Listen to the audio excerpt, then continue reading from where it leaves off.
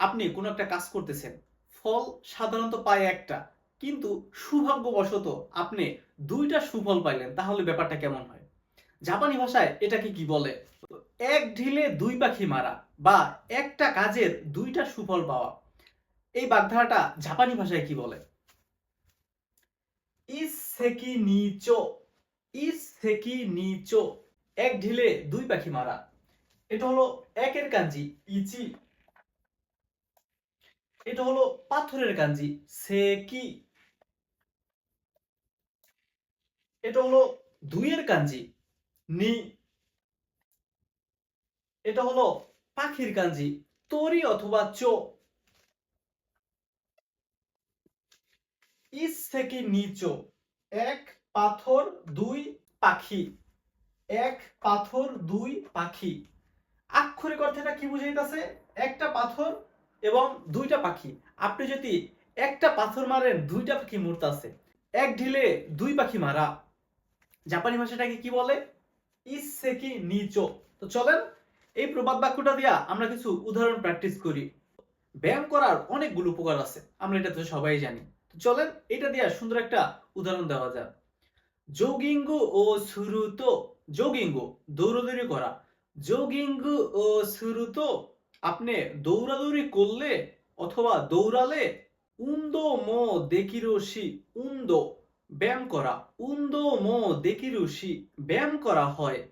সুতেরেসো হাসান মো দেকিরু, সুতেরেসো stress, সুতেরেসো Hasan মো দেকিরু দৌড়ালে আপনার ব্যায়াম করাও হয়, স্ট্রেসও কমে, মানসিক চাপও কমে। ইসেকি নিচো, এক ঢিলে দুই পাখি, একটা কাজের মাধ্যমে দুইটা সুফল পাওয়া।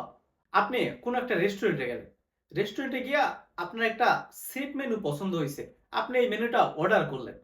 খাওয়ার পরে আপনার কাছে এই সেট মেনুটা খুবই সুস্বাদু লাগছে। আপনি এরপর যখন বিল পরিশোধ করলেন, তখন দেখলেন যে না, এই যে আপনি সেট মেনুটা খাইছেন এটা আসলে অনেক সস্তাও। তো আপনি এইটা এভাবে বলতে পারেন, কোনো রিওরি ওয়া ইয়াসুকুতে ওইশি কারা, কোনো রিওরি ওয়া ইয়াসুকুতে ওইশি কারা, এই খাবারটা ইয়াসুকুতে সস্তা, ওইশি কারা এবং মজাদার, সস্তা এবং মজাদার।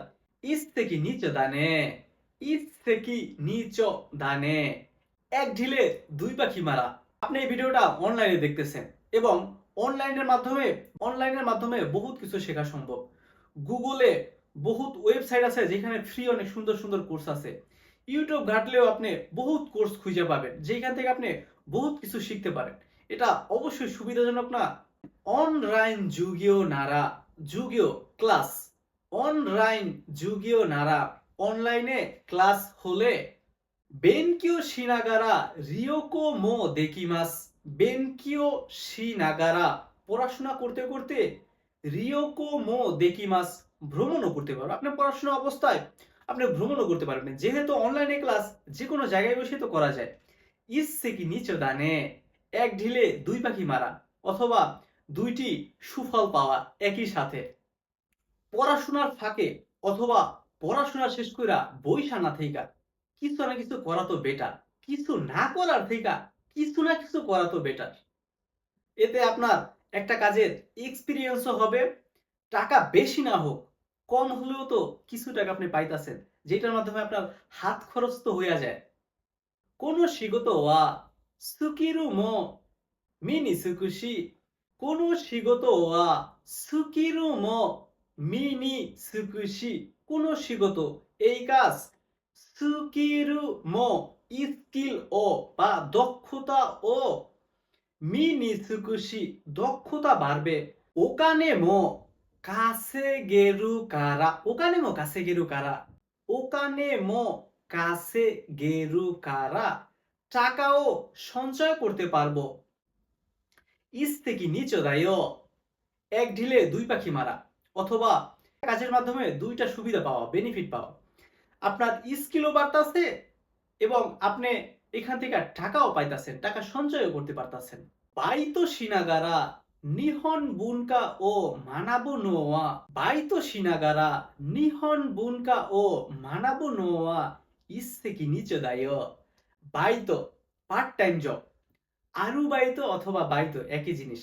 বাইতো শিনাগারা পার্ট টাইম জব করতে করতে নিহন বুনকা ও মানাবু নো ওয়া নিহন বুনকা জাপানিজ কালচার মানাবু শেখা নো ওয়া ইস থেকে নিচে দায় এক ঢিলে দুই পাখি মারার মতো। আপনি যখন পার্ট টাইম জব করতেছেন এখান থেকে আপনি একটা স্যালারিও পাইতেছেন, এক্সপিরিয়েন্স হইতাছে এবং জাপানিজ যে মানুষদের সাথে আপনার কমিউনিকেশন হচ্ছে অথবা আপনার সাথে অন্য যারা জাপানিজ কাজ করে এদের মাধ্যমে আপনি জাপানিজ কালচারও শিখতে পারতেছেন। এইটা এক ঢিলে দুই পাখি মারার মতো ব্যাপার না। আপনি টাকাও পাইতাছেন, এক্সপিরিয়েন্সও পাইতাছেন, এদের সংস্কৃতিও শিখতে পারতেছেন। তো মিনাসান মিতে করে আরিগাতো। আপনাদের যদি কোনো প্রকার প্রশ্ন অথবা সাজেশন থাকে অবশ্যই কমেন্ট করে জানানোর জন্য অনুরোধ রইল। ধন্যবাদ।